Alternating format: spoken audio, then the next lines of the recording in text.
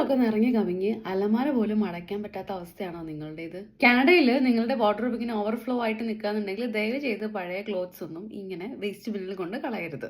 നമ്മൾ സാധാരണ ക്ലോത്ത്സ് ഒക്കെ കൊടുക്കാറുള്ള ഗുഡ് വിൽ അല്ലെങ്കിൽ വാലി വിജ് പോലുള്ള സ്ഥലങ്ങളല്ലാണ്ട് വേറെയും ചില ഓപ്ഷൻസ് കാനഡയിലുണ്ട്. അതെന്തൊക്കെയാണെന്ന് പറഞ്ഞു തരട്ടെ. ആദ്യത്തേത് H&M ആണ്. ഇവിടെ ഏത് ബ്രാൻഡിന്റെ വസ്ത്രങ്ങളായാലും ഏത് കണ്ടീഷൻ ആയാലും നമുക്ക് അവിടെ കൊണ്ട് കൊടുക്കാവുന്നതാണ്. അവരുടനെ തന്നെ അടുത്ത പർച്ചേസിനുള്ള ഡിജിറ്റൽ കൂപ്പൺ നമുക്ക് ആപ്പിൽ തരും. ഇതുപോലെ തന്നെ വസ്ത്രങ്ങൾ റീസൈക്കിൾ ചെയ്യാനുള്ള ഓപ്ഷൻസ് സറയിലും അവൈലബിൾ ആണ്.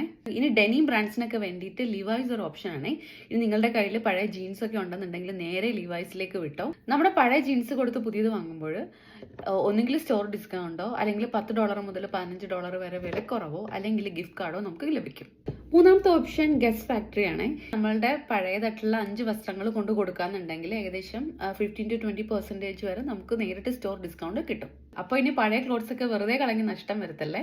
പിന്നെ എപ്പോഴും ഇങ്ങനെ വസ്ത്രങ്ങൾ വാരിക്കൂട്ടി വെക്കുന്ന നിങ്ങളുടെ ഫ്രണ്ട്സ് ഉണ്ടെങ്കിൽ അവർക്കും ഈ വീഡിയോ ഷെയർ ചെയ്ത് കൊടുത്തോളൂ. See you with another video. Bye by.